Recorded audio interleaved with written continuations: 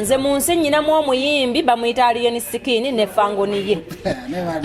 Nkuddiramu bulungi. Manyi nze ndi mukazi mukozi ne mu nsi neeguya Katonda. Nze mpagira fangoni n'ebikolwa byayo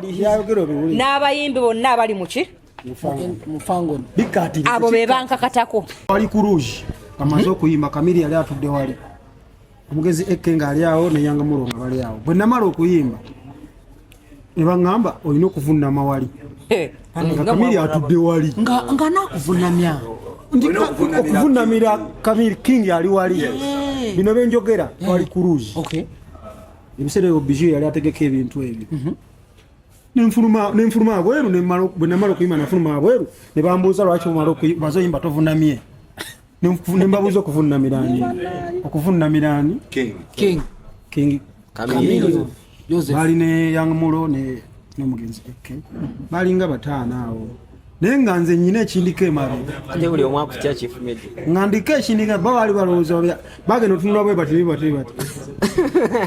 kati embeera gye banteekako ne tubateeka Nyala. Nyala kiki nolaba omulenzi yandibaddemu amagezi okutegeka obulamu bwe obwenkya ng'ali mu kukuba kikalu mbwanoonya basuga mami bamuweeki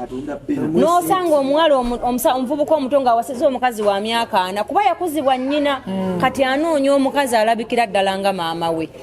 kubanga maama yamubudaabuda nnyo yamwagala nnyo kati anoonya omukadde ono amwagale nga nnyina bwe yakola ki kale guno omulembe gwali gwetaagayo ekintu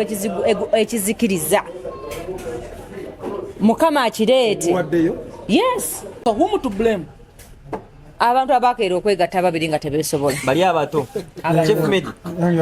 Chicken yatusona de mwagala. Obadde agatuukewa. So you mean like chicken abadde mutuufu okujajinga daddiwe publicly n'okumusaba DNA? Pressure kiteke ku maama we. Si mutuufu n'akamu. Ne chicken yazaala taata we. Nedda si. Agambire nti awo siri Muganda. Ate omwana azaale taata we.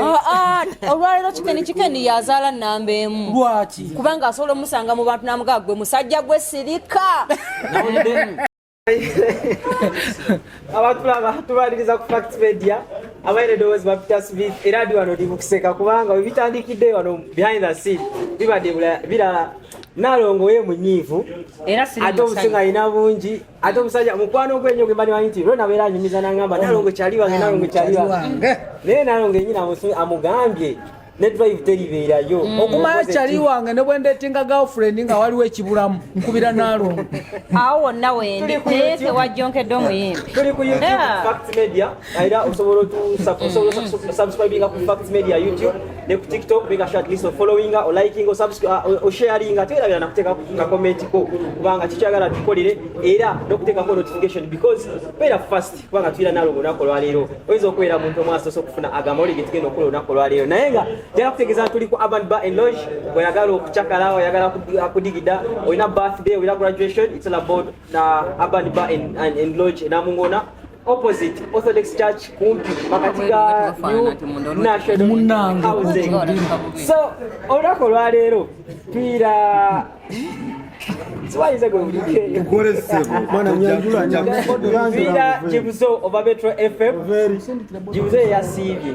then twina Ronnie Julius over BBS kufanonga yasibye ngatunula twira Ronnie Julius over BBS Terifalia now twina Nalongo the found mother era nze Nalongo kwanga badde tandabangako nenze badde mulaba kubanga sogolemu okome wa Nalongo kwanjula nze nedda nchajja wali kiti kyalo okogera kuyogerako nga tunanya njagala kuzimba eyo nayo nsonga nkulu osa building a profile yo ng'obuusenze tusandikira omuyina leero nze namugamba soko yanjo Chief kale tuyina Chief Media ono musajja todekako kale yanjula nga bozi Chief Media onegeri joyingiridde info yange mani bali yala kuwa hype soko olindeko waliyo hype je mali yala kuwa kubanga tera nyo okusanga eyo mu kisenyi ngayo wange oli wakabi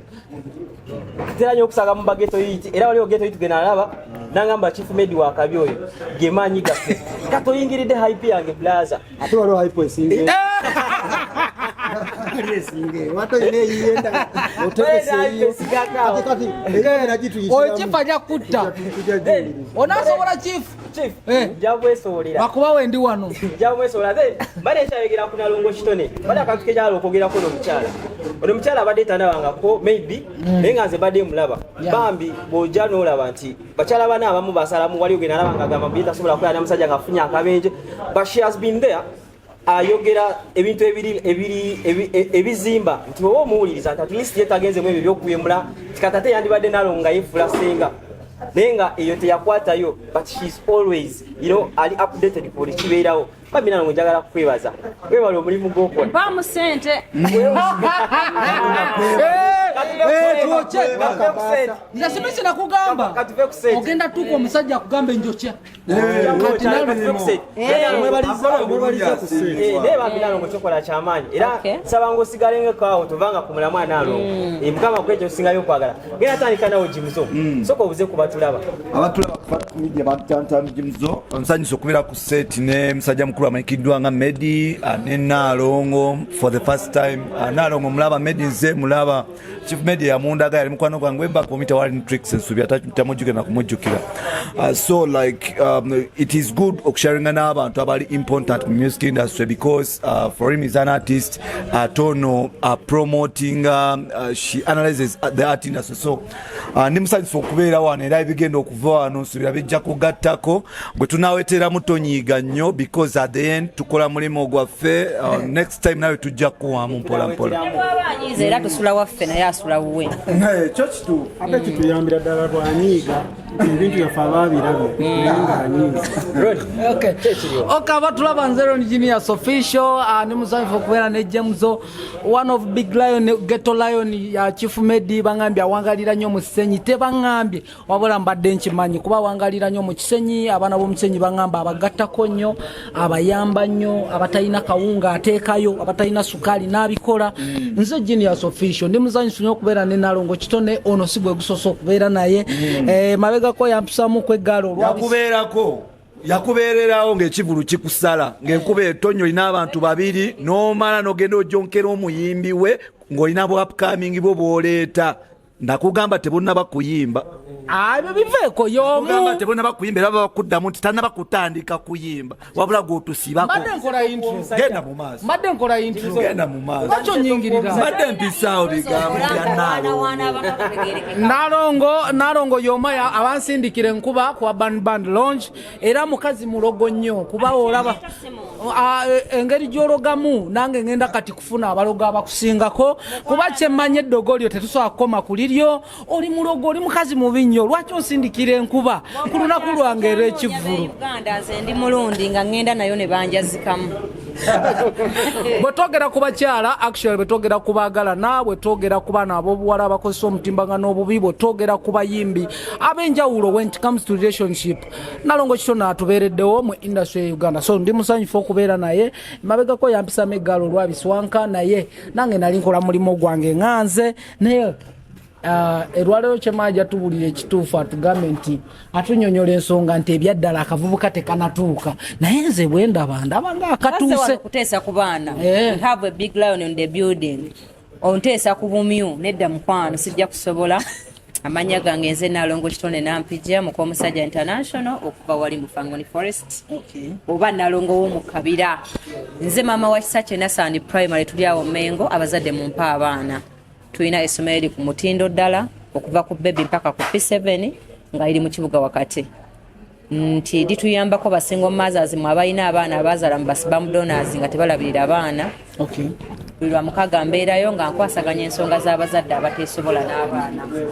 omwaka nagaba basale 3 so abazadde muleete abaki muleete abaana Chief Medi weyanjulira abatulaba blaza just babuuzeko actually sina kubeyanjulira kiwedde nze Chief Medi if you google me I'm mappable manyimu ku luzungu lwamaanyi ogambye nalo ngina tandikira ku nsonga yo oyogedde ku spam donor waliyo omwana atabusa yagala kitaawe amubulire ekituufu ye kitaawe oba nedda togera ku mwana chicken taata we omu ku banamawulire betulina ab'amaanyi mu ggwanga naye Chicken agamba taata we tanaba mugamba nti ekitaawe naye Chicken amaanyi akozesa mangi gwe ng'omuzadde nawe ababeeramu abaana okyogerako ki Chicken alina obulumi ng'omwana naye ate obulumi bwe ayagala kubukozesa kuzaala kitaawe era kati mulina okukikyusa nti Chicken yazaala namba emu sikitegedde alina obulumi bungi atagala obulumi be kubukozesa wanga ndaba amaanyi ali mu kufosinga oli okugamba nti yegwe yanzaala oba sigwe yanzaala but the guy is so hard ali hard nnyo anti ali hard kubanga gwayogera naye yamuzaala Chicken yazaala namba emu kati Chicken yagenda okuzaala ku kanamba emu obola bakifosinga zaatali muganda kirabika kubanga kati ogamba mbu Chicken yazaala namba emu Jimzo statement ya Nalongo sikitegedde basically agezaako okulaga nti oba oliawo Chicken ali mu ku attitude ye emulaga nti yeetaaga kitaawe attitude ye emulaga nti kitaawe ye yayamba taatawe okuba nti azaalibwa so taatawe teyamuyamba kumuzaala in actual sense but to me nja kitunulira bwe nti fera tuli basajja okugjako n'omukyala at times tubeera n'obulamu bwe tuyitamu ng'abantu b'otasobola kuvaayo kunyonnyola mwana gwe wazaala we tukiyiira wabeera wamu okuba nti tetugezezzaako kuba nti tubiriefinga abaana ku ebyo bye twayitamu nga turaisinga oba nga tubazaala ne situations oba oli awo ezigenda mu maaso because Chicken ali so close ku maama we tali so close ku taata we ffenna abaana abasinga ab'obulenzi tukirina ti nze olwaliro bw'ombuuza ku taata wange nyinza okuba nga ndwala n'omukubira essimu naye tekijjawo kuba nti yanzaala ebiseera ebisinga bamama bwe batukolera ebintu batuplantingamu ebintu ebyenjawulo and of course bwe tukula tufuna obusungu ku bataata baffe naye ekikufuula omusajja nga Chicken bwagamba nti yazaalako naye omwana gwatasobola kubeera mu myaka emeka myaka 3 yabaddengawa doesn't matter nti oba obaddewo myaka 10 oba obubaleddemu mu season emu but obuvunanyizibwa kitandikira nti bw'ozaala omwana tandika okumubeeramu from the word golo omuzadde bwe buli wookera ku makya n'ojjamu empale niwebaka ku mukyala nga toyambadde kondomu manya otaddemu omuntu so bwe bakugamba nti ndi lubuto tandikiraawo okwewala byetulaba because in the end omwana yatuse n'abuuza ne maama we nze zijjukira mu bulamu wange taata yampa emitwalo emeka yes mitwalo ena whereby like yes he was questioning his father and still mother naye nze nja kujja bwe nti nga enkusono ngeno yera njagenda bwe nti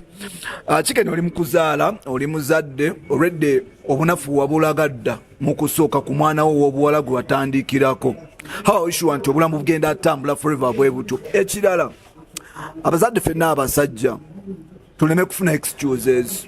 nti newankubadde ng'embeera ekaluba etya tekigana kubira mwana wo simu tekigana kwata nusulu 10 n'olumuwa because ekintu kyonna kitandikira kuvunaanyizibwa tekikwetagisa kubeera na biliyoni tekikwetagisa kubeera na miliyoni tekikwetagisa kubeera na linnya okutekinga responsibilities zo nga bwe nagambye nti bwokera ku makya n'ogenda n'okwana omukyala n'akuwaako ba nemwewaako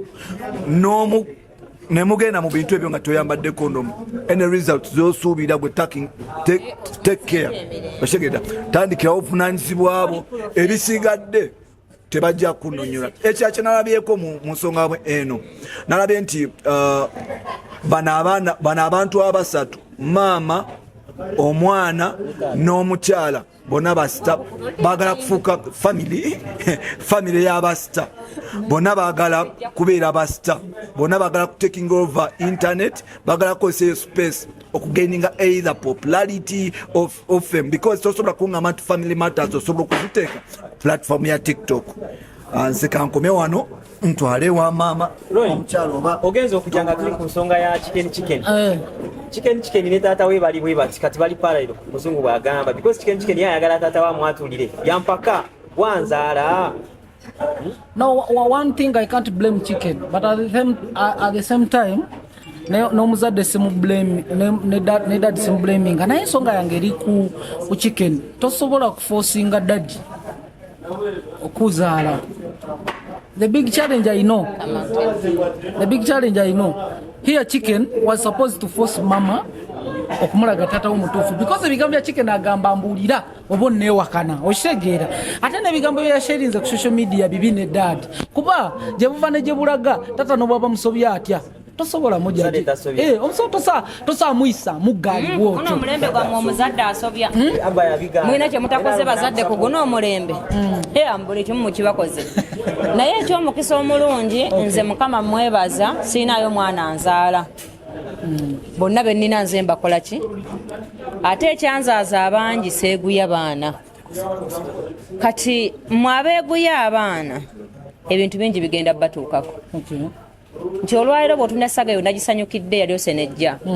nti abalenzi abasinga mukuziddwa bamama bammwe ne mukula nga muli basiru nga muli birerya n'olaba ekyana ekirenze kyandibaddemu amagezi agakola nga bakiteekako mpiso zakwemyusa n'olaba omulenzi yandibaddemu amagezi okutegeka obulamu bwe obwenkya ng'ali mu kukuba kikalu mbwanoonya basugamami bamuweeki n'osanga omuwala omuvubuka omuto ng'awasizza omukazi wa myaka 4 kuba yakuzibwa nnyina kati anoonya omukazi alabikira ddala nga maama we kubanga maama yamubudaabuda nnyo yamwagala nnyo kati anoonya omukadde ono amwagale nga nnyina bwe yakola ki kale guno omulembe gwali gwetaagayo ekintu ekizikiriza mukama akireete yes mukama akireete abaana abo abakuziddwa bamama bokka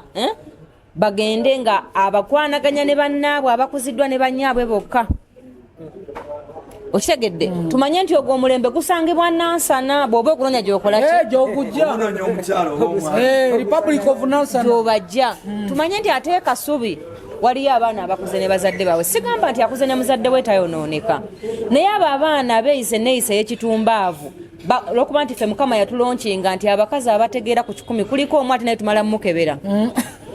nti ekintu ky'obutategeera mukama yakituwanga kirabo era nze manaja wange nakyo tyakola nga tuvuga emmotoka omuntu bw'avuga obubi asooka kulingizaayo naga mukazi sera kumuddamu kwegamba kyongera okukonfaminga nti omukazi ne bwakola ekyekisiru tekyewuunyisa nsi kibeera kyetu kubanga muki mu bufunza kitegeeza musiru ne batulonkinga bwe batyo kati ne baddira ate abantu abasiru be baawaayo ne batulekera abaana tubakuze oba oluganda lwange otegedde kati tufunye n'abalenzi abasiru ng'abakazi bwe tweyisa kubanga ate nenneeyisa yaffe nayo neegendamu abo abaki era nze ndi musanyufu nnyo kikeni yadde asaana ayongeremu jjiya kiki kyotegeeza kiyamba abakazi bonna abakola abali eyo abamanyira abasajja nze nyina ssente omwana wange mutegekedde obulamu bw'ayagala aliba akunoonyako ki munaku gwe bakitegeere nti mu nsi ekyenkana omusaayi tekikola ki chicken teyatusobola nadde mwagala obadde agatuukewa so you mean like chicken abadde mutuufu okujajinga daddiwe publicly n'okumusaba DNA si mutuufu n'akamu ne chicken yazaala taata we agambire nti awo siri muganda ate omwana azaale taata we olwaliro chicken yazaala nnamba emu lwaki kubanga asobola omusanga mu bantu n'amugaa gwe musajja gwe sirika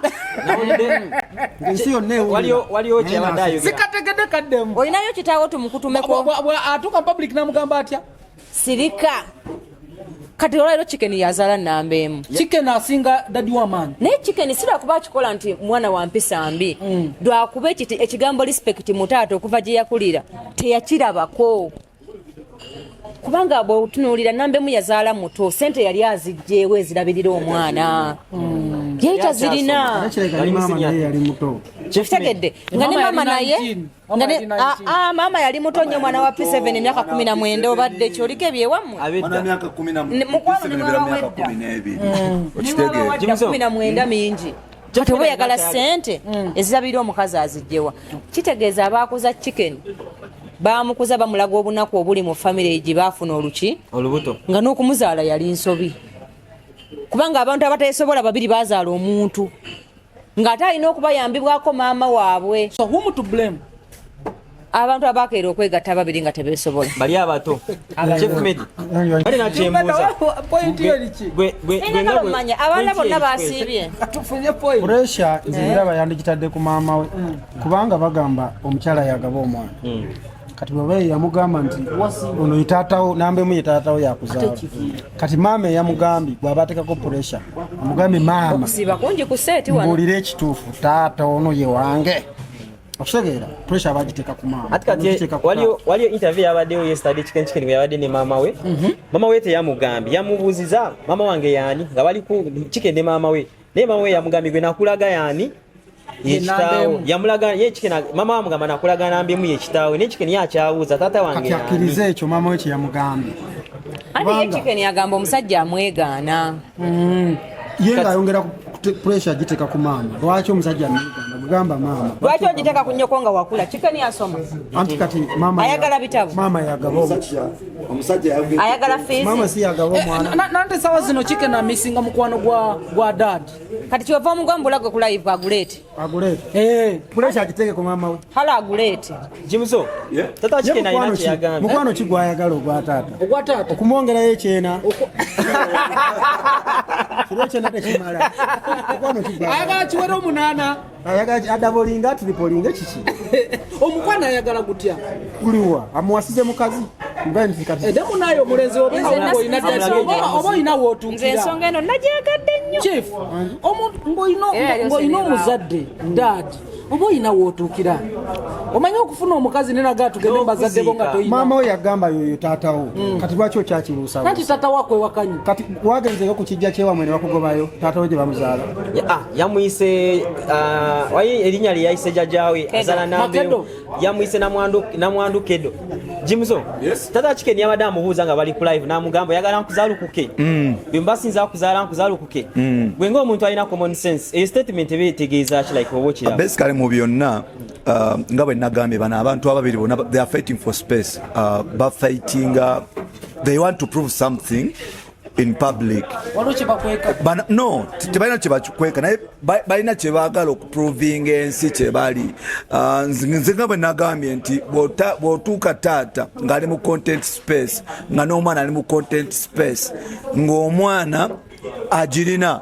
nga taata mu content space ayagala agiyingire because yabuuzizako abantu akuliko abantu bameka namugambe 10 meka omuntu omukulu yenna bw'olaba ng'omwana olwedde omwana wamugamba nti alina character gyatako because taata wa chicken yagambye nti omwana alina emize gyakola gyatakkiriziganya nakyo ekisooka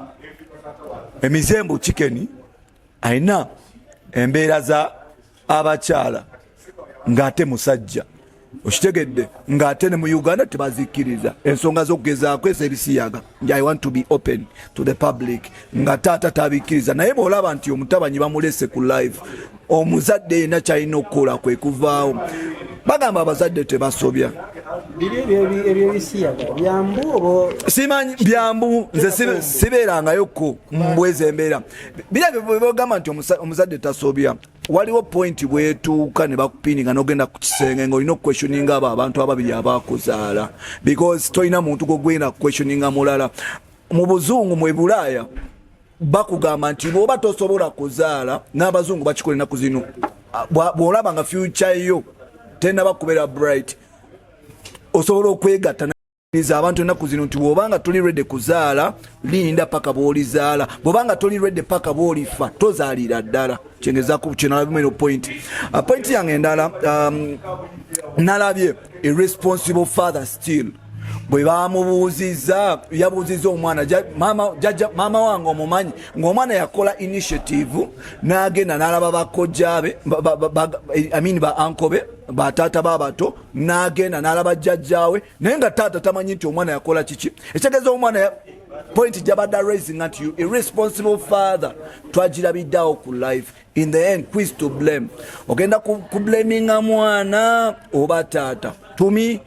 nze ngamba nti chicken alina point wabula yagwinze overboard because ensonga za family tosobola kuzikwata nositeeka ku intaneti n'ogamba okimalirawo newankubadde obulumi bwa taata obulina naye ekitiibwa ekyo wakimulekeddemu fena tulina nebitatedde mu famire zaffe teziri bulungi naye tesobola kujja mu kamera netukola ebyo bye bakoze. Nyina ekibuuzo kyange ekigende wa Chief Medi. Chief Medi, weteeke mu bigere bya Nambemu osokkiriza nozaala chicken ate okuzaala kukkiriza okuzaala kuba kuzaala toba tomanyi kyoza bw'ogenda mu bigere bya nembemu osobola okwegamba nobeera publica nogamba nze tata chicken omwana waaba mwana wo lwaki neegaana omwana wange kati kiringa gosobola okwegaana maama wo olwokuba agudde eddalo osala ekibi akiwongerera kati chicken kyaba akola waba famire tagijamu akole sente agule ekijja ekikya ekikola ekika repeat your statement ogambye bwaba awulira famire ajenyigamu bwenyizi tebakukola ki tebamuwagala akole sente akole ki agule ekijja ekikya why do you think namba emaamu egaana balina ensonga zaabwe kirabika sisitegeera pipa abantu bamujaji nga bagamba lwabikolwa bye tusaa kuzaala mwana musiyazi gwokinako it is totally common people say eno ensi mwandibale n'ebyokuteesa ku baana mubireka kubanga ffenna tubazadde abanaddiini bateeseteesa abaana lwaliro bazina ebimansulo abantu bazaala baana mukama n'akuza abaki abaana kati wano tewali gwe tunenya nti lwaki omwana yakola kino lwaki omwana yakola kino kubanga nange benzadde simanyi kye banaabeera lwakuba mukama badde annyambye omusanvu bakuze kati ono sanyu yatannakula bulungi weesatu simanyi kyanaakola but mama edda nga tukyakola akarioki kati waliwo omuwala ye yali azirira mu amanda nga wakimansula amanda yali akola kimansula naye ng'omuwala oyo ewaabwe waliwo omugagga w'omundeeba ngoli owaabwe omuwala mugagga naye nga yatolokayo yeyezinira kimansula ntumga ajamu kalioki waffe si wa kimansula ye n'agamba agala sigala mu kimansula naye ngaewaabwe bagagga nga bw'okiwulira mugagga w'omundeeba omwo sijja kumwogera naye kati buli omu akyuzinga kyayagala okitegeera kati oba kikene ayinza okuba yayina embeera ze endala ekigaana kuba nti mutabani wooli anta wembuliza naalongo kubanga wali akantu kempisizamu n'awakana wemugambye nti abazaali ekiba kiwongera n'agambirawo nedda nti anti sirimu abo bawongerera bibi because kati omulekawo n'ogamba nedda ate nze kyanzaza abaana abangi nze mbazaalukuka mama ngoli mukama kubanga nze nyina amateeka aganfuga ewange n'abo abaana benzadde kitegeeza bwe bukeera nga tokyasobola gagoberera nze siba maama wo kubanga oyo omwana atakola bye ŋŋambye yabanzaala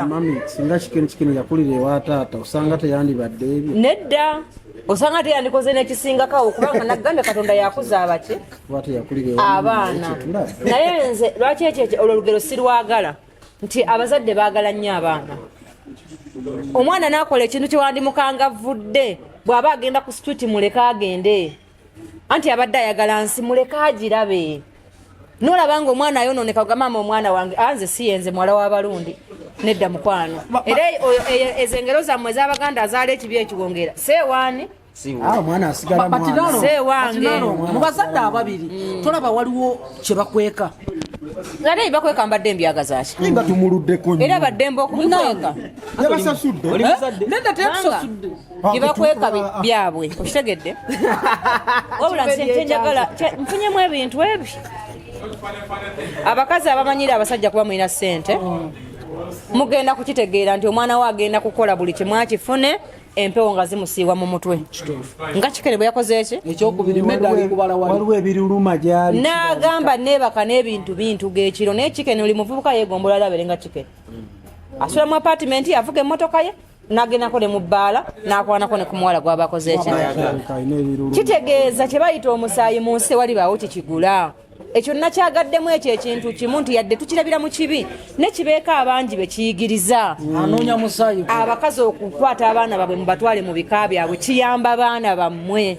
oba kitaawe mugagga oba muki ekyo ensonga kinakyagadde abalala bakirabireko abamanyira baki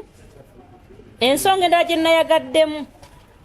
omukazi yenna bw'ofuna olubuto nga tonneetuuka oba nga tolusobola nga n'alukuwadde tolusobola omukazi andaba olwadde mu abaagala ennyo abaana bammwe kikuwa ekyokuyiga nti omuko mufuule mukwano gwo musale amagezi omwana wakule nga amumanyi gye munaakoma okulaba mbu mufamire muli bulungi omwana mumubeererawo nga omusajja yemuvuma ekisiraani omwana we agenda tutuuka ebintu bimutuge nga negyoyagala omumutwala agamba bimutuge kubanga ka respect space mwakamumma ne mumuyisanga embolo kuba abasajja bo tebayogera kati olwayiro mugenda fafagana n'omwana wammwe afe nga mumukola ki ekyo nakyagadde ensi ekiyigiremu ekirala abakazi mwonoonye nnyo abaana buli muze gwolaba abakazi fe tuguleese bw'olaba omwana ng'omubuuliridde munnanga okunywa enjaga kibi ng'omwana ayagala nnyo enjaga bwe bamukwata tomujja mukomera muleke ategeere enjaga kyekola ki bwe bagamba omwana azannya luddo bannange nibamugamba munnange luddo si muki kyomugana kyakola ki muleke afune ebibala bya luddo omwana bw'otamuleke kubonerera mu kintu kyolabanga kibi ensi ejja mumugunjula bubi ng'omaze okukola ki okuvaawo omwana bw'olaba ng'agaanye mugambe wane wange gyemuze sijagala ayingire ekkubo ebizibu byanaafunira ku kkubo bimuyamba okutereera oba okufa kubeera gyesigala ewaka ayonole n'omugigi ogukola ki kkiriza nti wazaala kiteega mukama akusaasire kigende kigezeeko enki ensi n'ebintu emuwoza azaala ekibi akiwongerera ajja kkeera ku makya osanga n'abaana abalala bayiza ebisiyagewwa ki balina omukulu abayambako muleke agende ewalala ensi ejja mukola ki nze ndabika nafuna n'abaana nga sirina kubafuna anti nze ntuuka ewa kulaba kati wange notuuka wano nze nyina abaana 7 nga zino engoye zinyambala zetwambalira wamu sanga bantegekedde buswimino oyina omwana ayambala luno lwoze nalwo bansinga ebbina banene bawamba kubaddeki era bwenyingi Ono ayinza kujja naleeta ebintu nga muko. Anti nze situndaba baana. Jemuzo okujjako singa muwala wange. Omuwala waleeta jemuzo. Basome bampese ekitiibwa ku kyalo bafumbirwe. Kati yenna omwana wange gwanaleeta nze choice y'omusajja nayina omu n'endoto n'emulondo omusajja asinga obulungi era ne mufuna. Chief Meda ali mukubuuza wana abaana be bali batya. Ate kati oyagala mbakubeki. Ate embeera na. Kube ekirala. Ulira Roni. Okujjako Roni ngo bato negwanyiza. Naye bwe kitabe ekyo lwaki bange tukuluma. Onkubo. Oyagala kuba muko, oyagala kubeera ta. Njagala kujjayo mufango ninga muso okumpita dadi wa fango na. Kati musonga ya fango ni. Omwana bali bubi yangu mulo. Je bakuyemu n'olimba wanted. Young Mulo. Chief Medi muli wanted. Mbuza mwa wabi. Naye ntandika nawe. Bali ku live. Kurutalo olwabawo olwali ku live. Omwana yakola mountain. Ngabagamba ki. Bimunga kakasama. Agezaamu okuzoleya noli namugamba naye mwana najjanga bayogera ekigambo package. Gwe ekigambo package okitegeera oti. Nze ekigambo package ebintu like yoleeta wamu. Ate gwe okitegeera oti. Kisinziira embeera gye tuli mu package nsobola ogikuwanga mbeera gye tulimu either movement or either genda mu shopping ninkuleetera package gy'oyagala oba ogenza okukiwulira nga kirimu okulwana. Kati bifunga ekula. Kati gwe lwaki oba okiteekamu okulwana. Package oba bagenda mumusanga muwa kibaasa kye nti kwata munayo muyimbi sitoyimba nnyo kwata ekibaasa. Naye package za fango. N'okusinziira embeera eyaliwo package za fango zino ziba za gaali. Wazifunako package. Wajifunako. Sigifunako ne waliwo bali bagezezaako. Ulira nalo nga kusettinga nalo nga kusettinga. Ya bana bazifunye. Abasawo bazifuna. Sigifuna ne nalaba kati yagifuna. Kati keizi wange n'agifuna. Mugamba ntukuwa package. Bamala kumugamba bagimusanza. Bagimusanza ku stage. Bagimusanza bamaze mulalika. Nedda omuntu okujja n'ayimira ku stage oba ofunye eki. Alien yajja kusajja nkokaizi yana mukola ki? Namukola. Kesi mwakuziba banyammwe muli batiitizi temukyali basajja. Kati alien yamukola ki? Manya MC Kati yamukola ki? Yali si package. Kati si bamujja ku stage. Eyo package. Kati ye package bye mugamba. Mwe package yamwe ebereetya. Kyakulya. Neda banange waliyo kyembuza wano. Neda sokolindeko sagalo tujje kumulamu. Tugende siroule. Package yabwe erietya. Ebibuuzo bingi mubuuze. Amaze ebbanga ky'okwogerako oyo omulenzi gwakubuuza. Aliwa. Jangu. Mbadde mulaba. Mbadde mwogera. Omaze ebbanga ky'omuteesaako. Yogeza amazima osoze kitanda. Beera polite. Ebbanga ddene. Omadde maze ebbanga ki? Ebiseera bya Yanga Mulo. Togenda kuddira muyimbi wa. Nga mumuzimbirako abayimbi ba. Ebiseera bya Yanga Mulo omugezi Eke Rabadaba nze naliwo era nga nze tuli kabwanango naiva n'okuyimba olimba mbeerayo kolerayo eyo mu kisenyi abangi gye batya twali ku rouge kamaze okuyimba Kamiri yali atudde wali omugezi Eke ng'ali awo ne Yanga Mulo nga bali awo bwe namala okuyimba nebangamba olina okuvunna mawali nga Kamili atudde wali nga nakuvunamya okuvunamira Kamili King ali wali bino benjogera wali ku Rouge ebiseera ebyo Bijou yali ategeka ebintu ebyo nenfuluma abweru bwe namala okuyimba nafuluma abweru ne bambuuza lwaki bazoyimba tovunamye nembabuuza okuvunamirani King Kamili bali ne Yangamulo n'omugenzi balinga bataano awo naye nga nze nyina ekindiko emabega buli omu akutya Chief Media nga ndiko ekindika baali balowooza bagenda otunula bwe bati kati embeera gye banteekako ne tubateeka Nyala Nyala kiki ojja kitegeera okubalyawo wenavaawo onagenda kitegeera kijja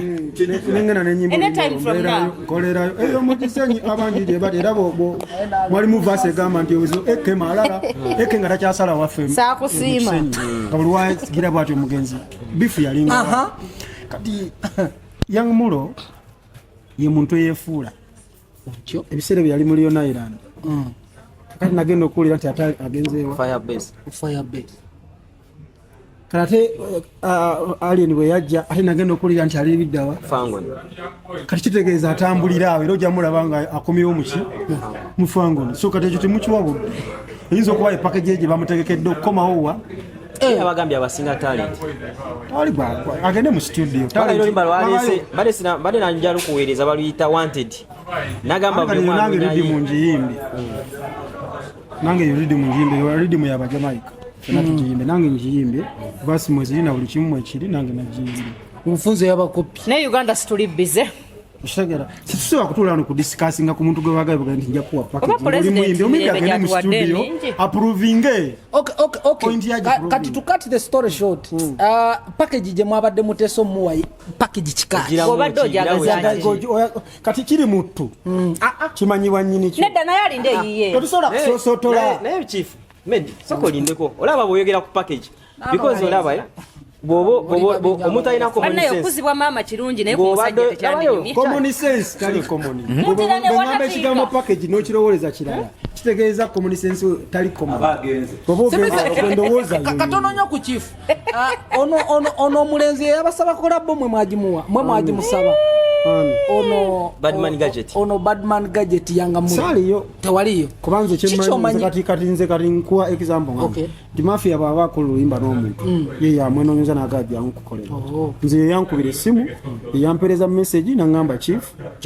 jantukole kubanga oli boy wange kuvadde jantukoleyo oluyimba so sikiwa nti ye era abalala bajja kunjulira bawadde collab ye yakugamba jangu tukole ki ate n'okuluteeka ku page ye oba ovunama oba okola wegayirira baluteekeyo kubanga bwaluteeka ku page ye ludduka nnyo okusinga gwe otadde kuki waliwo yagambye tuludiriitinge nawulidde mulo ng'ebigambo tebikyafuluma tolaba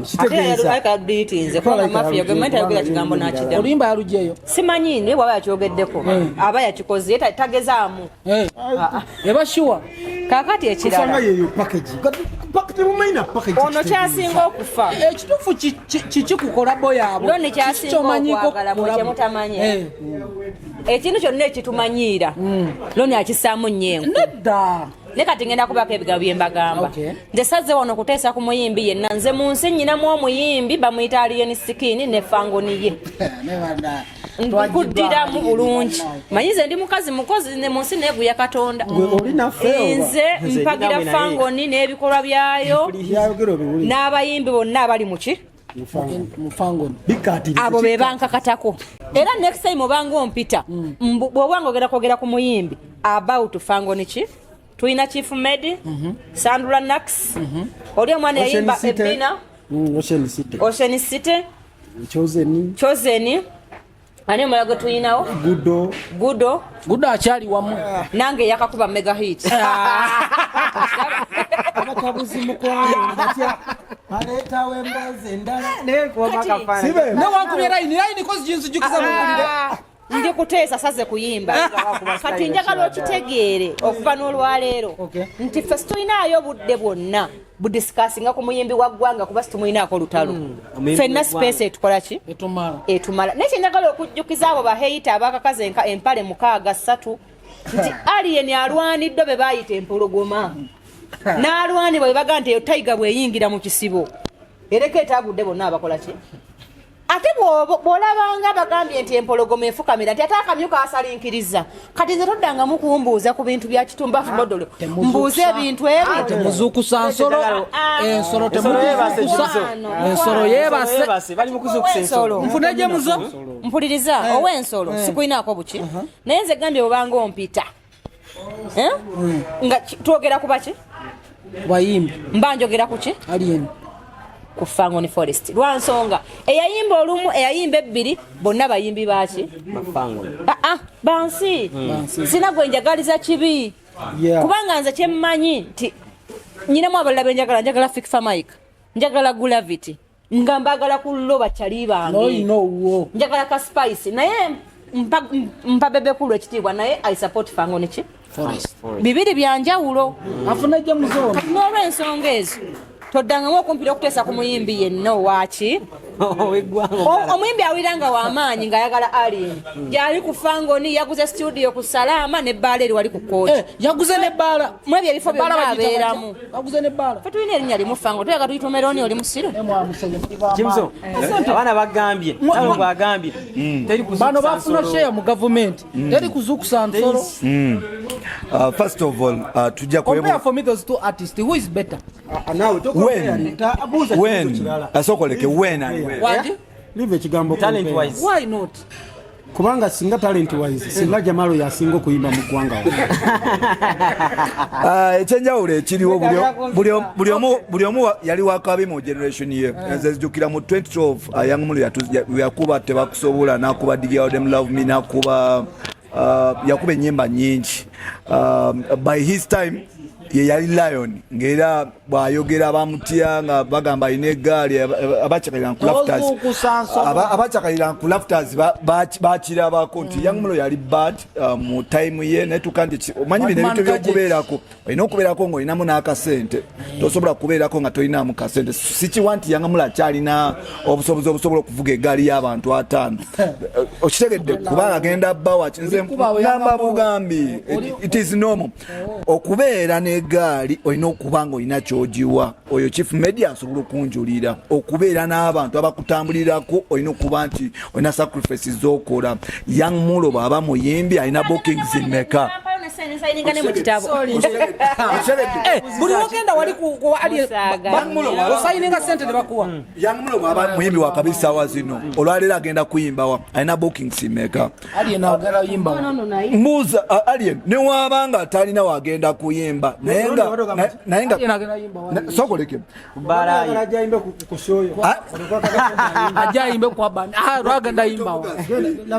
genda ku pages shows as posted ekirala muyimbi asoose okubaawo nga bamuwanesa nagamba kati guno omwezi sigenda kuyimba abantu wonna yasobola n'ogamba nti awo sigenda nakuyimba waawo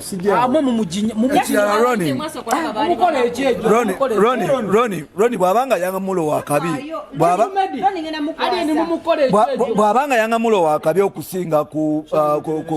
Alien Skin tugende tukozese start YouTube ya Young Mulu erina abantu bameka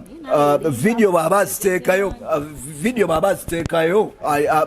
traffic afuna abantu bameka compare and contrast then ekyatudde mu reality tutunulire social capital wa Young Mulu ne social capital wa Alien Skin nti bw'abanga obikudde esimu ya Young Mulu osobola okubira mu minister n'akwata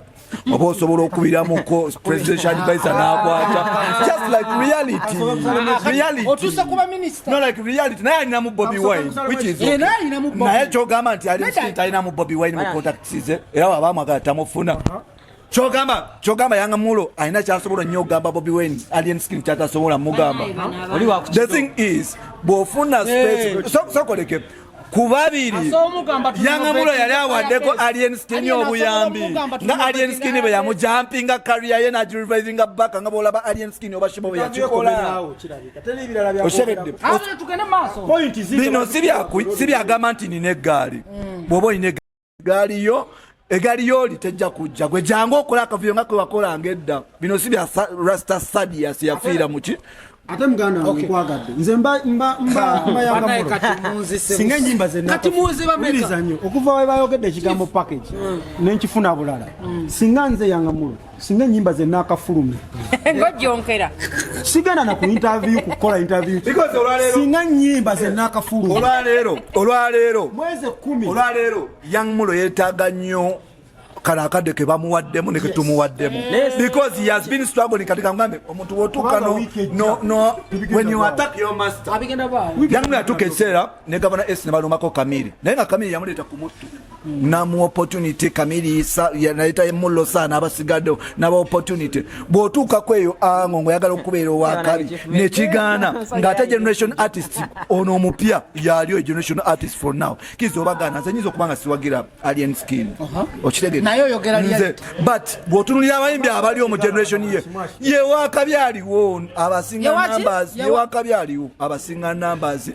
abasinga ye wakabi yes tunulira numbers za yangamulo neza alien skin bamutuka mu yada half of it sida mukola ku sheno Medi, I have only one question. Pame banga lyo maze music industry kuba kati gwe tokyamuka ono ono akyamuka kye kimutawanya walabyeko omuyimbi alwanisiddwa nga alien bucha music industry etandika good life naye ababalwana baali batonotono nti good life we yajja Kamili ne Bebe bebayite baagala nga basigadde tebavayo straight alien skin buli kye yajja yakola device nga good life yakola ki yawulawo kati nafuuka target eri bano abayimbi bagamba nti n'abagoberezi baabwe jukira eri yali duo yes ono yajja ali buli muyimbi wa generation eri alien skin gwe yasanyawo yalina abagoberezi kati abagoberezi abakulu kyabalema bagezaako okujja emitwe ne kigaana kati bano abato bebaagala okujja unfortunately abato abaagala okujja abeefuula abato ate baggwako nti eno enamba eno generation gye tuliko baagala okwenyigako naye baggwako already tebabamanyi kati yangamulo upcoming mweno generation magazine nze ndi fani wa yangamulo nze nkubulire nze ndi fani wa Lion Island nkubulire amazima naye yangamulo mweno generation is an upcoming artist yangamulo boy wange nze kyemugamba agende mu studio approving a point option yagirina chance weri bamwogeddeko bakoze buli kimu agende mu studio afulumye nyimba ku nyimba afune bookings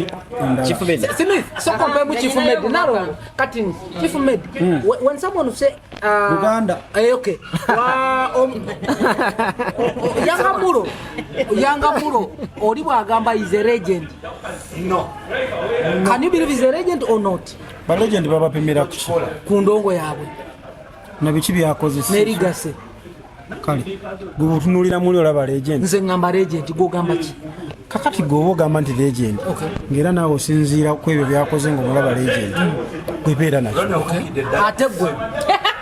leka abantu bakujajinga eri bakulabe nze kati sisakuwa answer nga mazo gikuwa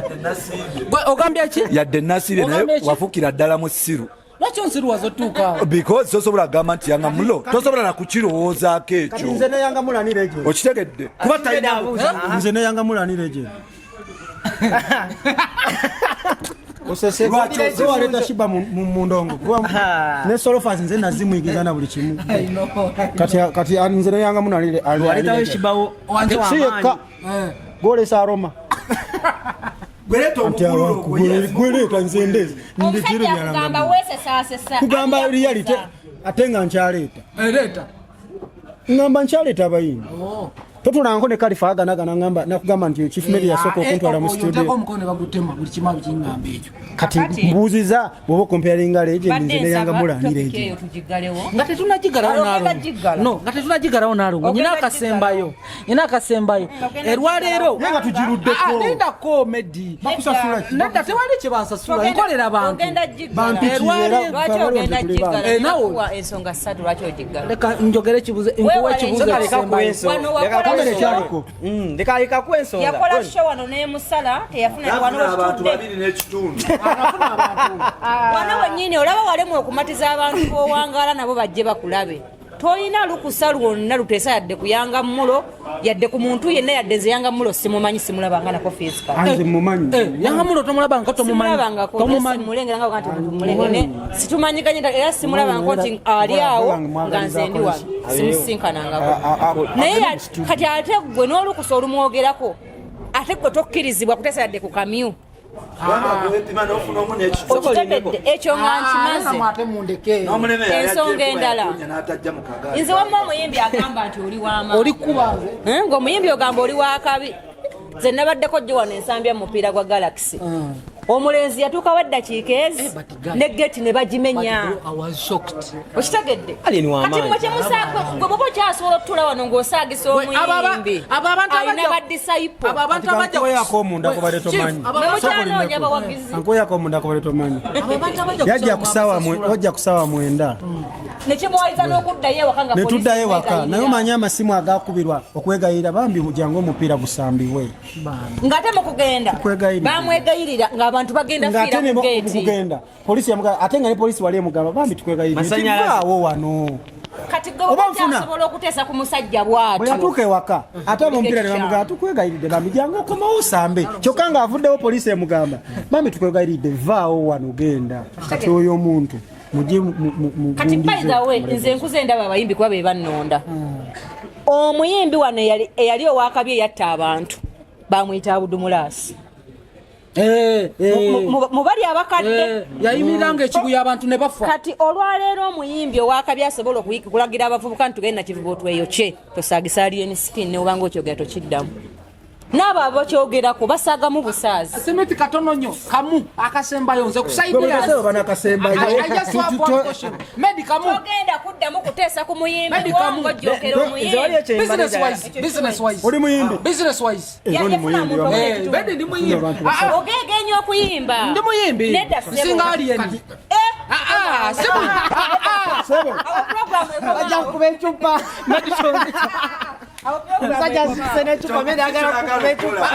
simu bantu ngamba talent wise talent wise nensi egiguza oli musiru omusinga buwanvu amusinga nviri kyalo Obeera n'eddoboozi erigona kyekiyiza tolina talent. kansoka business wise ogenda kunzita business wise business Medi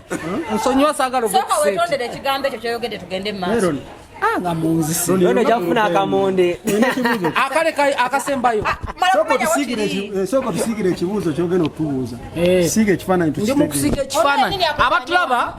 abatulaba ndi kusiga ekifaananyi essaawa eno business wise waliwo one of the giant avuddeyo n'agamba ayagala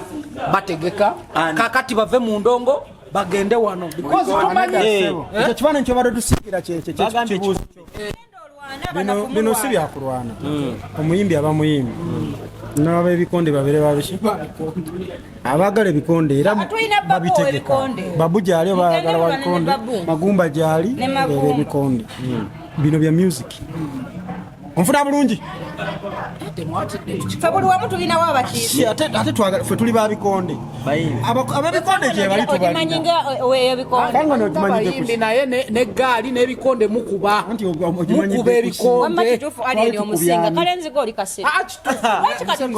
amagezi amasiru olina mangi olira kifumeda alina kyayogedde Ron mugambudde amagezi amasiru alina mangi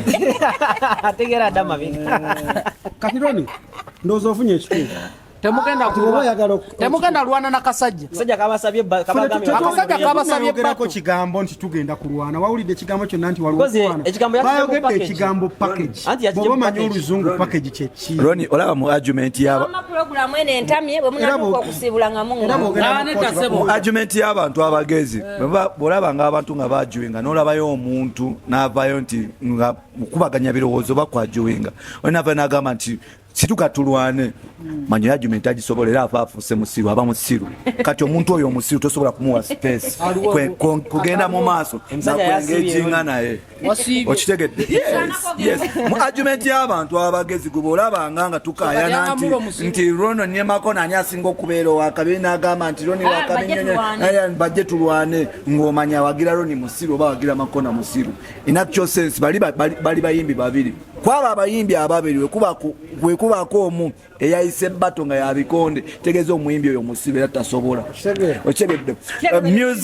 music abayimbi bato yaabwe erina kubeera wali ku stage nakatalogo olina ennyimba meka kale tukompyalinga olina ennyimba nga Simba bwe yakola ne Cindy ate nga kisinziira ku ki kati tugende kale bayimbi Yangamulo yatandika okuyimba omwaka gwa 2010 nagomo nga guggwako ya recording akayimba kasooka bakayita Nobody's Gonna Stop Me. From there up to today from there up to today tutunulira katalo gwena webuze Yangamulo bogenda ku YouTube ye nobale nyimba ze neza Alien Skin benkanye nyimba Alien nyimba nyingi kati bebagenda mu bato kati kwabo bonna ani muyimbi ani mwogezi ani mwogezi kwabo ababiri bona bayimbi kugundi ki ku level ki nga tuvide ku level ya Alien Skin ne Young Mulo because kati kino kiringa ekiwadde hype music industry ya Uganda nalongo kimbuza gwe like tugambe nti music industry ya Uganda etambulira mu propaganda na beef because bade sirise bonanga basirise twali ayogera okutula wano nga mutesa kwa Alien Skin n'omuntu omulala nze mbalabanga abanywedde ku macha so it means Alien Skin is not mwasibye compared nedda waliwo omuntu eize njale balumannyo obanga mwalidde ku macha mwetaaga okuddamu mukole ki nze nasiibye ne Chief Media siibi agosula n'osula kibakapimira nti nno gwe just propaganda naye kuva ddanga abanafu beerika ku b'amaki ku b'amaanyi nejingo sho yakuba Bobi Wine naye ronda nnyo ne mutuulaalo emulanga abagizi abo bagezi si basiru era basalawo ne bamanya neera mu comment tubiraba ate abawagezi boolina n'enkeera omulala bajja okuba nabo wajja okujayimba tugabana bagabana naye time neggwako kati eyinza okuba abawagizi bo bakuze naawe ne balaba nti bola ekyo tekikyakisobola kati waliwo generation eriwo so obuyimbi wa generation bw'abazze nga naawe oyagala kulipirako n'akwogerako kola ekirina okukolebwa naawe odde waki aba ategeeza nti akakweyo chance oyimbe olinga gamba Young Mulo bamuwadde kati otegerera aluwa abayimbi bammwe nze mpagira fango ne gye mmanyi otegerera aluwa yeyo package gye bamuwadde package y'amasanzi kati kyonso kitegeera kale tugende mu maaso kati okuyimba kuveemu tolina mirimu mirala oyo omuyimbi asigale yagambye asiga omuyimbi wa asigale mawulire n'ebintu sigala mawulire naye obeera na mu malabe yagambye alina talent malabe kubanga okuyetinga entalo ane naawe osiga ate ekifaananyi mufango neeyo temunyanirize nange nyingire lwaki mumbonyabo temunkuba talina kyatugattako kifumeddi mmwe mugaba kunkuba munkubiraki ati bakube wange kenyini otambulanga webale nyunze kenyini sirina nyame kusakapa naye ogolide tuga nti singa oga nti munyanirize munkube ono yagamba enda kujja bankube nalongo omulaba yagamba bagenda kukukuba era namugamba singa omulenzi wange omu abadde waali gwe neesiga singa empi mukaaga zikuliko Roni kibeda gamba oyo yagala kola lwaki ogera abantu amanya ga omusajja ojja kumutiisa akaki muba oyo yagala kolabo nja kujja wamedda mpe kolabo bwenva wamedi anconnecting n'omukulu nalongo yayimbi naye ajja kukola kolabo ane naawe nedda jagatwala omukisa guno okwebaza Chief Media nyimbira ku show ku Power King omwezi oguwedde naye ku bibiri olina osalawo kimu n'okumuyimbira yali nsobi amawulire Julie Potential yeyandeeta kati wamwayimbira bantu kyawe Baaliyo. Kolo baaliyo. Bali babwerere. Basasula 5 ane nawe wasaswa mutwalo Nedda loni yajja nabo ono lodi mu kusomba abantu profesa. Nze loni njagala bannamawulire banne baalimu. Njagala ngamuli wano. Ngatumaliriza wano Tugambe kyonkera omuyembi wa. musically like tetuli mukwogera ku chief kugundi ku Young Mulo wamu ne Alien Skin tugambe music industry efunye ka hype because ebadde series kibuzo kyange Era tesirise wuwo naye ffenna tulina ennyimba ku internet zitambula okufa. gwe jasi mwe mwagala ntalo wajja wako entalo mulaba mu music industry ekuze abaana nga bafulumiza nnyimba nengo tukonkludinga mulundi gumu nga tetubadde kye twagala mwe tewayagala ntalo Nze olwali osanzeeko omusajja ategeera asonga muno ate n'erinnya sinnalikwata. bamuyita Jamuzo. nefe Asonga akola ku Metro FM Kati ate gwe mbadde gwe sinnakusayira musango kuba gwe toteesa obuuza bubuuza. menze musali sirimu bibiri kyaliwo egendera ddala mu maaso oba waliwo entalo oba tewali music agenda maaso era abantu bafulumya ennyimba naye mwe jasi mulinda kimu ani gwe basonzemu olugalo ani gwe bakulya etteke mulyoke muveeyo mwogere ku music industry bana singa mugibeerako buli kaseera bwe muti singa yakula dda singa namwe mukola ku seeni era bino nze mbikola njagala mukule okategedde Naawe tonnakula. Chief Med njala kusaba mu kamera ono musajja mumpere collab mu kamera oyo Ron Nze genius manager wa Chief Med. ayina ennyimba ezo manager wange gamba chief Nze manager ne ngai. manager Eh. yogera ne manager sebo yogera ne manager byali lolooza byebiri mwakayimba kampereze ku WhatsApp ku mutimbagano Yakusuubiza ku Spotify BBS ng'otujjonkera. yogera ne manager Kati manager Ron agaa. wetege ne kushoyo saayimba saaliyo obyeganye sewo owulira yali AI Sawa niwo omuntu akyuka kasitoma tambula tabula. kati nalo nga tumaliriza olunaku olwaleero naye nga batulaba ndala bategeeza nti tukyali ku Urban Bar and Lodge era tusinzira okukolera podcast zaffe zino Enyirira nnyo munda naye n'ekyewabweru mu kitebe.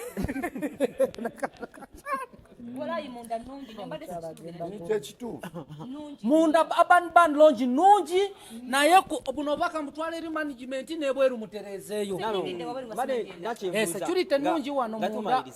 osobola oleeta wano abaana bo ku graduation yaabwe kubanga mubeera ne graduation Nga mutereza wabweru bakati bannamawere bajja kukwata. nalongo ng'oli mini nnyo tujja kwogera nabo tebakwata wabweru bakwate munda Naye nga yo munda walungi nnyo. Nabakale kavi kalungi. it's a beautiful place wabweru walungi nnyo Medi ate golabye wabweru oba munda wabweru walungi nnyo kubanga osigadde weru nga togenda yingiramu kola nkyolabako kikumala alina amaaso asatu natubali kati kyembadde wali ekirala ekizo ekimazeeko emirembe abakazi bafumbirwa nga bwe baagala like omukazi omu n'afumbirwa abasajja basatu in just a year kirungi ono Ron nalongo wali omwana gwe bayita apple apa afuuse obuzibu apple afuuse ensonga Mwamuwasaako. yakafumbirwa abasajja basatu naye fumbirwako ewuwo ana si kirungi era kukyusakyusa Teetaaga abakazi kufumbirwa bwatyo nze kati newekuba kufumbirwa lwange manya abasajja newekuba kufumbirwa wange sikyetaaga kuba takyalina na respect tukyogereko in aspect like mu aspect y'okubeera in maama aspect n'omukyala okubuulirira n'omusajja kuba afumbirwa basajja Nalo, chief med mbadde mbuuza apo mu najje aspect ewuwo okola y'okubeera otya maama ne aspect y'okubeera n'azaala okyogerako ki abantu kyebalwana agambye agwerere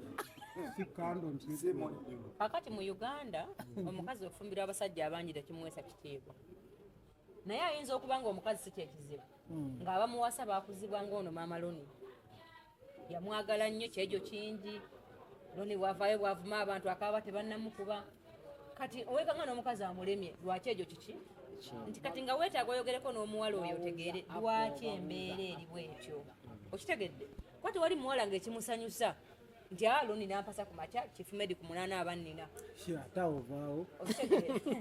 Kitegeeza wabaawo embeera endala emukola ki? Emulemesezza bano babadde akoze eki? Babadde afunye kuba ku mulembe guno abasajja muli balema. Mwezanyiikiriza temukyalina maanyi butikitiki butaano. Kati omuwala asobola okuba ng'aguma kuba ogula ekyemisana n'ekyeggulu. olira omufangoni nga tonagwa ku mufangoni Naye kati abasinga muli balwadde. Kati oyinza okuba tumujajinga nga bulijjo agwa ku balema nga yakafuna omulamu. nga bujasta bulamu maanyi n'obufumbo bwayinza okuba yeyakikola ngaobwe bwa contract ako kakulu ompasaamu emyezi contract yaffe yeeyo kasita oyabika gwe contract ye ogimanyi wali osanize ku contract nti myaka 3 myaka 2 mwezi ng'ekyo kikoze eki kiwidde nyagende w'omulala tutule ku mmeeza yala nokuwaseemu wiiki simeka nga muwandiika buli musajja akyala abazadde ne baaniriza eba bizinesi abantu kati olowooza omuntu anaddawo kati golowooza bwafumbirwa abangi osalwawo apo newange kiri mufumbo ontyo bweba bya contract fumbirwa kamirawo ekali wano akuteeka ku mutto sina ku mutto nteekera ddala ku front seat obere next asobola kugira anteke mu program kati amanya ayinawaawo ng'abalala 6 kati ntera kuwa 7 mwaka nga guggwakawo ngaabuna akasente biba bingi nirako bakuteeka ku namba meka 7 awo ebivulu biba bingi awo nga Desemba awo baninamu mamiki ndi kumulamwa kituufu nnyo ninawagira mutabaniwo kwebyo omuntu wansi oyinza okugamba bamwokya agenda wa musajja ono nooli nawe owagidde agende ne bwenakugwa mu bulago abakazi okufumbirwa sisitawo nakuleetera omusajja omu nekya nakuleetera omulala neluddako nakuleetera omulala oyaniriza omugamba webaale oba just omugamba naye baaba ebiseera ebisinga tujajinga abakyala olw'ebyo bye tulaba naye ng'omukyala tetugenze deep kudiginga biki byayitamu mu relationship zaabwe abakyala okuleeta omusajja omutwala ewaka omukyala muwala awo bwakuleetera omusajja ewaka tekimufuula prisoner woyo omusajja abasajja tulina mentality eno nagende wammwe nakyala nakwanjula then you start mistreating someone whose daughter you try to treat them like oba garbage oba what nabeera awo ng'omutadde kwegamba gweomufudde kisiimuula omufudde kintuntu omufudde gwe wagula naye ng'omwana w'abandi yes tewamugula abamu bakuba n'okkuba tokuba ekisooka omukyala tasobola kuba nti akuvaako nga buli kimu kyayagala asobola okuba nti akifuna obanga osobola okumuwa ke bayita ka good sex ng'emirondo osobola ogirya nga mwemunangira nga wendi emirondo ng'osobola okumuwa akasente mu budde ng'osobola omuwa buli kyoyagala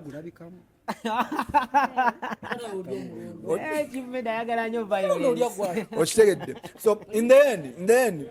emirembe gimatali nga tuleme kujajiga mwana muwala nga tetumanyi babadde afuna bamuwa emirembe ekirala abawala nabo olumu wadde olumu mbasaidinga naye olumu bakisusa because tosobola kusalawo kuintroducing abantu 3 mu mwezi gumu era abaawo ekikyamu awo ekigedde era mwemujajinga abazadde bayinza okuba nga tebabimanyiko because yes wangi kituufu amanyi tegaliiwo buli kanaku nfuna cases 40 ng'abasajja muli balema ate eddagala abakongo baalireeta temulinona kati nze mbawolerezenga nga tebe mutwale abaana babandi mubalabako bulabi olubakamu ne weebaka nga n'akamu kakubye kankoko bw'otaddeyo bwoti ate mwagala bumeka nasiibe naye kanziya bannaku zino mulina obudagala bwe munaabayo abalina obudagala bwe munaabayo obutukamingisa amangu mwagala kiggwe mangu andi kati obudagala tuba tubuyina nammwe twabaleetera akaguma lwaki tofuna naawe n'oguma enywera yerima bana mwetanire wa Nalongo kitone kusalama wali ayina enywera yerima nga abakyale baleeta bumufunza naye ayina wagawaga enywera yes nsonga ki wanga nti yebaka wiiki ti mukwano jamu tuyiye omusajja yebaka obwebasi katandagwa kumufangoni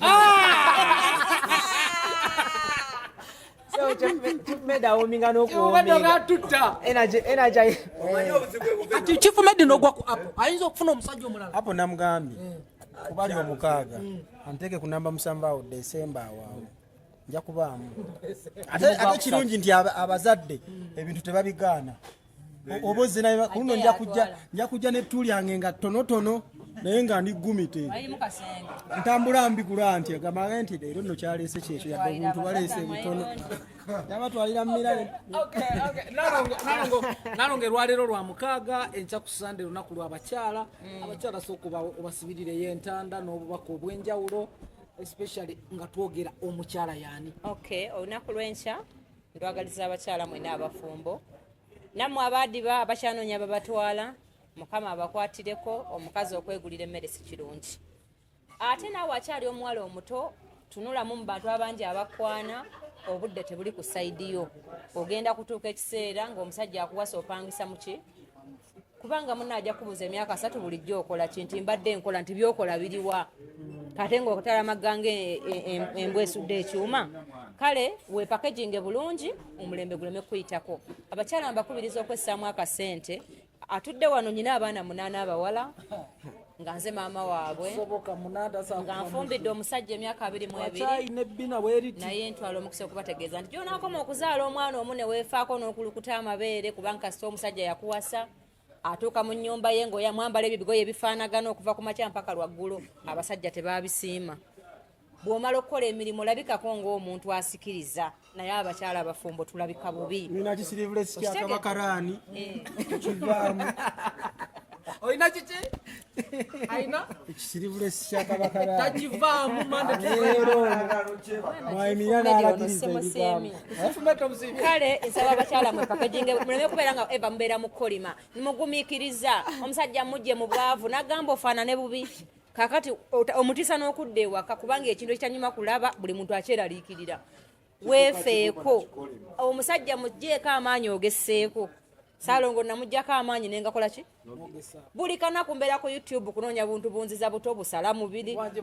kulaba nga buli lwandabako nga mujjukiza nti mukwano sawa n'omusajja omulala ankyalimu embaga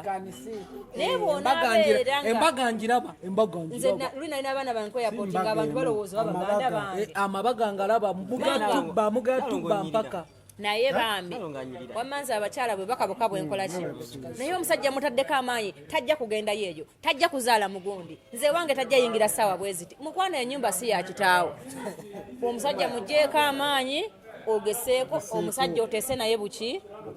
embeera egenda kwanguyira nnyo gwe n'obeerawo bakazi banno balina ekintu kye bateeka ku nviiri bwezizo zisibemu mutututa mulimu n'ebyenje bitambula n'oyimirira ku mulyango n'oyita gwe kana gwe muveewaawo enviiri zisasamadde bannaye mwefeeko abakyala naffe abasajja twefaako empale tuzitema ekikigwe nziraba abasajja abatema empale abo bebayita batya abaliwo abo abatema empale eno empale bagita wancamino wancamino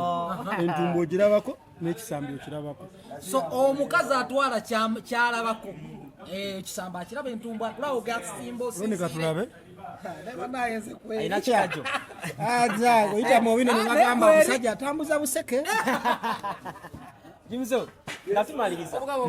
Sunday ngena kubeera Women's Day mama wo mugamba kyagulira ennyumba ku birthday mama wange mwebaza nnyo buli kye I think bampadde mama wange ampadde obulamu obusinga as well ne tata wange nampa obulamu obusinga so I'm happy for that kigambo kyempa abakyala mufunye nnyo opportunity muli ku mwanjo mu bintu ebisinga obungi ekyo kibawadde n'okulowooza nti taking over men kyova olaba abakyala kyova olaba kati abakyala b'ennaku zino mwafuuka basajja ewaka ansubire abakyala musigale nga muli bakyala obukyala obuvunanyizibwa bwammwe busigaleyo gye mukolera temumuleeta mu maka ekirala era nga Nalongo bwagambye bannange twakowa nnyo okulaba naffe abantu abatanyirana newankubadde twabawasa obeera n'omukyala n'omala wiiki n'okwata omwezi nga n'okumusabako toyagala but reason being naye nga yes nga weebaka mu buliri bwebumu ate nga tizimaze ngo tozajja takyasobola kukwatako naye yeeyingiza olina kusedusinga musajja so in the end yes onaalya so musigale nnyo ku bukyala muleme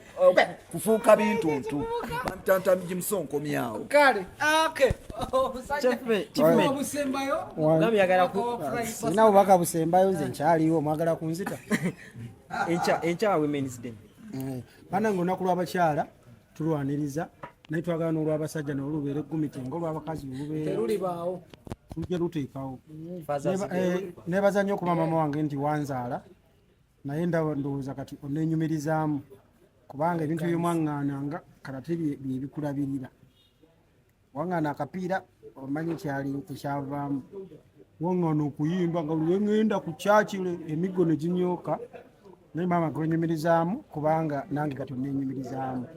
Kwagaliza olunaku luno olw'abakyala okunywereza ku Nnaalongo abakyala mwefeeko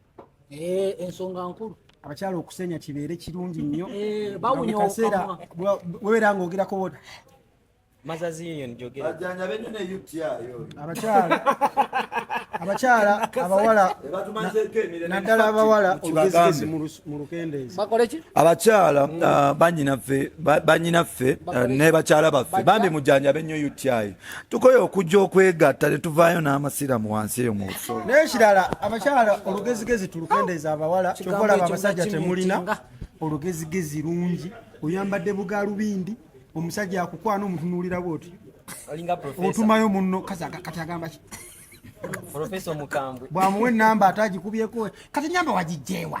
ye kati ofaaki banaye olugezigezi mu lukendeezi mufune abasajja akitegeera ebyawandiikibwa bigamba nti kyosimba onaanya kyolyako ettooke kyali mu Kurani mu Bayibuli ate waliwo kyali mpozi ne bannanga abasiiba musiibe naye nga mukimanyi yidi teriiyo kubanga alaba omwezi bamusse wanje akunako kakulu ebigambo byonna byawulidde bivunanyizibwa ku kinoomu abyogedde ne kali nti alaba mulabe gubeerayo naye agulaba n'agamba abantu nti bannange kati okusibuka kutuuse bataddewo omala agenda kulaba balunze omuto oyo talina liiso jjogi oli abeera liiso nga oyo jjogi yabadde alaba yidi yidi teriiyo kati oyo ogwe bataddeko agenda alaba mu Baraka oli abadde alaba yidi abaana bano naye nga wamma abafangoni forest wonna we muli buli lwa mukaaga mbeerako awo ku Kisaakye Nasandi Primary ate buli lunaku mpitako awo ku kooti e Makindye nenywayo kasiminofu kamu omukulu yatukolera ebbaala nga mutujjonkera nnyo n'atukolera fangoni bba n'atugulira baasi kati n'atugulira studio ku Salama ne wano kati ne wano bwe baba bagoba namugenda ali ku fangoni bba nga muliko tujja kubudamya nja kujanga forena in case of anything nja kujanga forena mwaga maviiri ojja kujja tukuyambe Miron lwaki tujja n'okiringako ku bbaala nzero Genius Official Chief Med Soko muleke embozi za Chief Med mpanvu era Chief Med simusobola kuba bwengezako okwerega ne Chief Med ajja kunkuba mukaaga ku 0 naye watali nange nsobola omukuba watali naye wali singa mpulira ekintu kyonna siri ku paneno ne munjogerako ekintu swakaba simanyiiwo we mukolera esawa sizimanyi nja kulaba nzero Genius Official ndi musanyufu nnyo nti mbadde nejjemuzo Nnaalongo Shitone ne Chief Med abakyala enkya mbagaliza olunaku olulungi naye abasajja mufumbire ku bakyala naye nga tumaliriza njabagala bebaza okubeera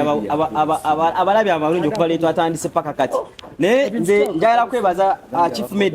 Chief Med ono nze simulabangako mbadde simulabangako naye nga tandabangako but naye musanzeko mu kisenyi bambi live bambi nagendako mu kisenyi nisanga akaana nekangamba Chief Med ayise wano nangulira chapati bambi gayo webale nnyo kyokola mukama akongerewo then Nnaalongo Shitone ono yomu nze ninamu Nnaalongo Shitone yomu ku bakyala bambi abalireddo sikuwemula naye just kwogera ku bintu ebirungi nga bigata ku ggwanga Nnaalongo webale Ronnie Genius Chief Med agamba agenda kuwa gundi agenda kuwa kolabo tujagitesaako tasobola Jimzo bambi webale nnyo wasiibye naye Ntalo ng'okyali beega okyasabiriza ne kukolaba